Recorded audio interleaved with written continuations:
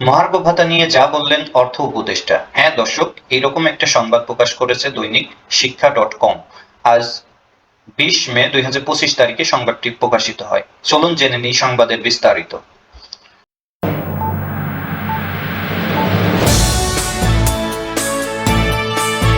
নতুন অর্থ বছরে মহার্ঘ ভাতা ঘোষণা হবে, তবে কিছুটা সময় লাগবে বলে জানিয়েছেন অর্থ উপদেষ্টা ডক্টর সালেহউদ্দিন আহমেদ। মঙ্গলবার 20 মে সচিবালয়ে সরকারি ক্রয় সংক্রান্ত উপদেষ্টা পরিষদের বৈঠক শেষে সাংবাদিকদের সঙ্গে আলাপকালে একথা বলেন তিনি। এই সময় অর্থ উপদেষ্টা বলেন, 2025-26 অর্থ বছরের বাজেটে মহার্ঘ ভাতা অন্তর্ভুক্ত করা হবে, তবে এটি কার্যকর হতে কিছুটা সময় লাগবে। তিনি আরো জানান, কি পরিমাণ বা কত শতাংশ হারে এই ভাতা দেওয়া হবে তা এখনই নির্দিষ্ট করে বলা যাচ্ছে না। বিষয়টি এখনো আলোচনার পর্যায়ে আছে এবং পরে বিস্তারিত জানানো হবে। দীর্ঘদিন ধরে বৈষম্য মুক্ত নবম পে স্কেল ও অন্তর্বর্তীকালীন সময়ের 50% মহার্ঘ ভাতা বরাদ্দ সহ 7 দাবিতে আন্দোলন করে আসছিলেন সরকারি কর্মচারীরা।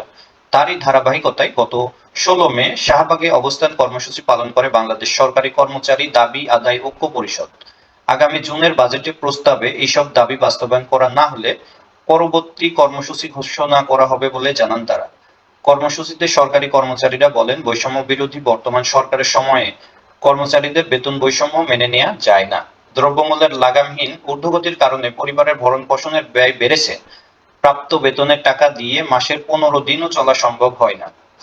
5 বছরের পর পর পে স্কেল দেওয়ার কথা চালু থাকলেও 2015 খ্রিস্টাব্দের 8 মে পে স্কেলের পর দীর্ঘ 10 বছর অতিক্রান্ত হয়েছে। তাই পে কমিশন গঠন করে বেতন ভাতার অসঙ্গতি দূর করার জন্য কর্মচারীদের অভিভাবক হিসাবে প্রধান উপদেষ্টার আশু হস্তক্ষেপ কামনা করছি। অবিলম্বে এক ও অভিন্ন নিয়োগ বিধি প্রণয়ন সহ 7 দফা দাবি বাস্তবায়ন করা হোক।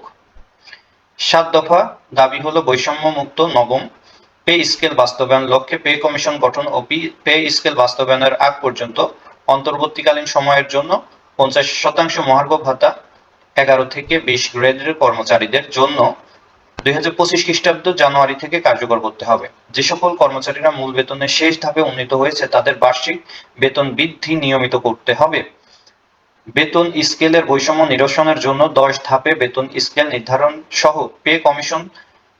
পে কমিশনে কর্মচারী প্রতিনিধি রাখতে হবে। সচিবালয়ের মতো সকল সরকারি, আধা সরকারি দপ্তর, অধিদপ্তর, পরিদপ্তর ও স্বায়ত্তশাসিত প্রতিষ্ঠানের সমপদগুলোর পদবি ও গ্রেড পরিবর্তন করতে হবে এবং এক ও অভিন্ন নিয়োগ বিধি প্রণয়ন করে কর্মচারীদের মধ্যে সৃষ্ট বৈষম্য দূর করতে হবে।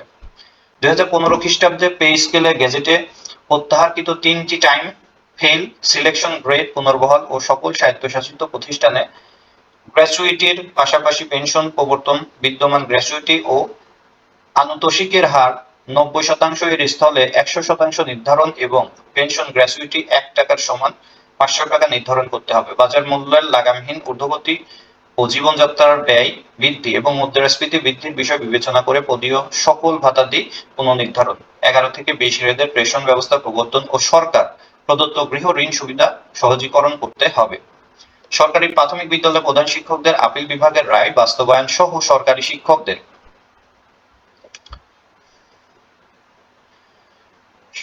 শিক্ষকদের বেতন নিয়োগ বিধি 2019 এর ভিত্তিতে 10ম গ্রেডে উন্নীতকরণ ও আউটসোর্সিং পদ্ধতি বাতিল করে ওই পদ্ধতিতে নিয়োগকৃত এবং উন্নয়ন খাতের কর্মচারীদের রাজস্ব খাতে স্থানান্তর করতে হবে।